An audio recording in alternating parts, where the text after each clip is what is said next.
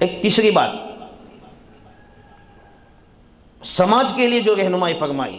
مرد اور عورت کے آپس کے اجتماع کے لیے عام طور پر جو رکاوٹ بنتے ہیں وہ مرد اور عورت کے والدین ہیں، ان کے والدین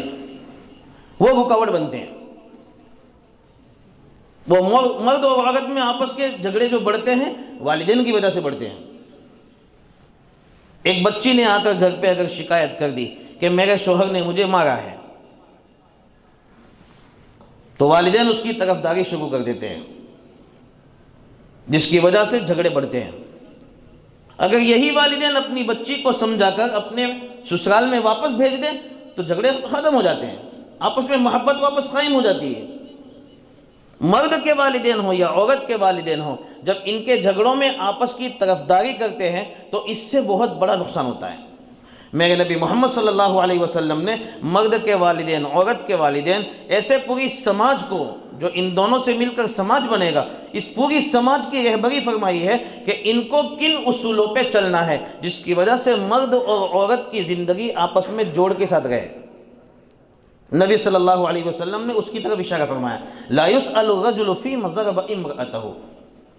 کسی شوہر نے اگر بیوی کو تھپڑ مار دیا ہے تو کوئی بھی پوچھ نہیں سکتا ہے، نہ عورت کے والدین پوچھیں گے نہ مرد کے والدین پوچھیں گے کہ عورت کو کیوں مارا، عورت کو کیوں مارا۔ اس کے کتنے فائدے ہیں وہ بتاتا ہوں۔ پہلا فائدہ تو یہ ہے، اگر اس سے پوچھا جائے کہ عورت کو کیوں مارا تو ممکن ہے وہ مرد عورت کے بارے میں اس کی کوئی خامی بیان کرے گا کہ اس عورت نے مجھے صحبت کرنے نہیں دیا، مثال کے طور پر یہ عورت میری نافرمان ہو چکی ہے، یہ اس کی خامی لوگوں کے سامنے آئے گی،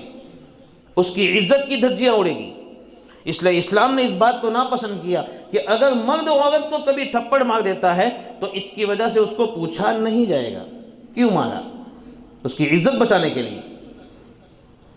اور دوسرے نمبر پر اگر اس کو اس مار کی وجہ پوچھی گئی تو اس کا نقصان یہ بھی ہوگا کہ جب عورت کی عزت بدنامی پھیلتی جائے گی تو اس کے نتیجے میں آپس کا جوڑ ختم ہوتا چلا جائے گا، آپس کے جھگڑے بڑھ جائیں گے۔ اس لیے اسلام نے اصول بتا دیا کہ مرد اگر بیوی کو مارتا ہے کسی وجہ سے،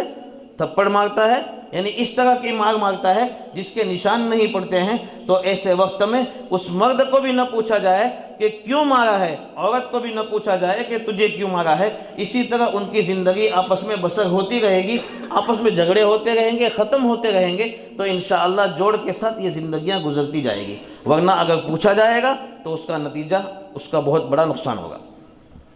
یہ اصول ہے والدین کے لیے کہ چھوٹی بات کو بڑی نہ بنائیں، پوچھنے کی ضرورت ہی نہیں، میاں بیوی ہے، آپس کا معاملہ ہے، تیسرے کو ٹانگ اڑانے کی ضرورت ہی نہیں ہے۔ میاں بیوی کا کتنا ہی بڑا جھگڑا ہو، گھر چلی گئی ہے بیوی، پھر بیچ میں پڑھ کر کسی چند لوگوں نے اگر ان دونوں کو جمع کر کے تنہائی میں ایک کمرے میں رکھ دیا اور چھوڑ دیا تو تھوڑی دیر کے بعد آئیں گے کہ ہم دونوں رہنا چاہتے ہیں۔ یہ دیکھ لو ایک مرتبہ، اس طرح ہوتا ہی ہے۔ والدین جھگڑے کو بڑا بناتے ہیں، اس لیے علماء نے لکھا ہے، اس حدیث کے اندر میں علماء نے لکھا ہے کہ جب میاں بیوی کا آپس کا جھگڑا ہو تو اس جھگڑے کو آپس میں سلجھا دینا چاہیے، کسی حاکم کے پاس اس کا مقدمہ نہیں لے جانا چاہیے، کورٹ میں اس کا مقدمہ نہیں لے جانا چاہیے۔